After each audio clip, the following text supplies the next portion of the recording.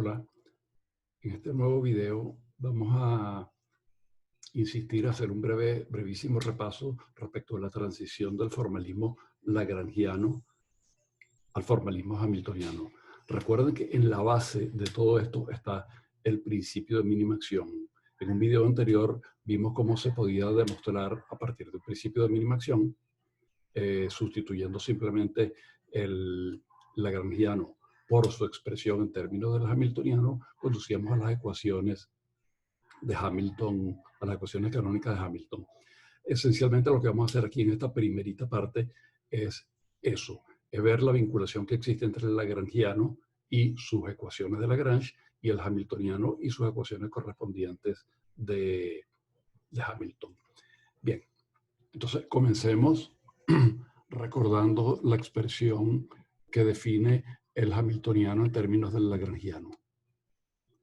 El hamiltoniano es P Q punto menos L. Recuerden que esta expresión, aquí hay una suma, sin embargo, no lo vamos a expresar así por razones de comodidad. Segundo, no le quise poner la dependencia en H para dejarlo totalmente libre, porque ustedes van a ver que de manera natural H va a depender de P, Q y eventualmente de T, si el lagrangiano así lo sugiere. Entonces, fíjense, de esta expresión yo voy a derivar H respecto de Q punto. Voy a derivar ambos miembros de esta ecuación respecto de Q punto.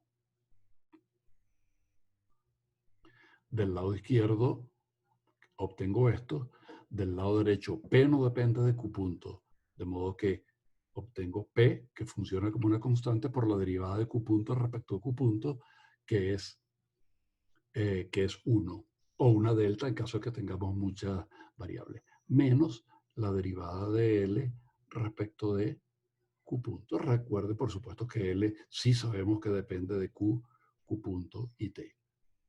Pero precisamente la derivada de L respecto de Q punto es la definición de momento canónico conjugado de aquí. De modo que aquí me queda P menos P, que es igual a 0. Y esta ecuación lo que está evidenciando es que H no depende de Q punto, porque su derivada parcial respecto a Q punto es igual a 0. Segundo, derivemos H ahora respecto de P.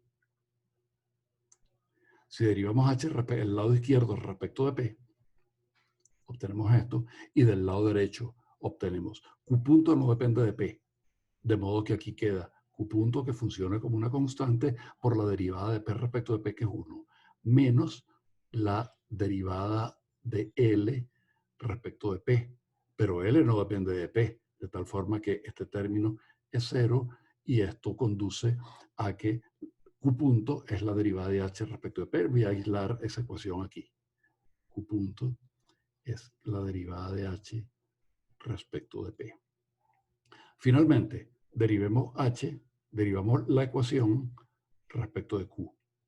Del lado izquierdo obtenemos esto, del lado derecho este término, P no depende de Q, Q punto no depende de Q, de tal forma que este término es igual a, la derivada de este término es igual a 0, y viene menos la derivada de L respecto de Q.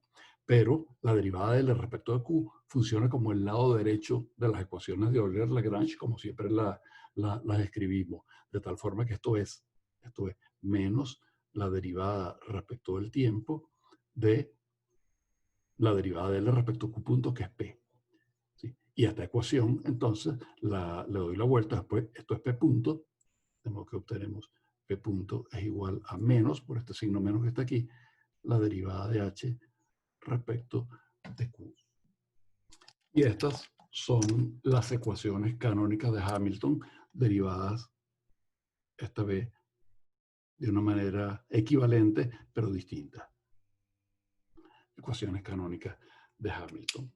Bien, como un ejercicio, demuestren que si el lagrangiano, en términos de el radiovector, la derivada del radiovector, eventualmente de t, pero no importa, es igual a un medio de m por v al cuadrado, energía cinética de una partícula no relativista, V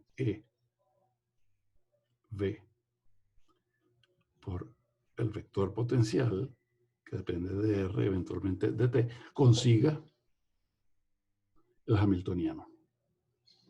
Es más, podemos meterle el término E por phi de R y T. Consiga H en función de R, P y T.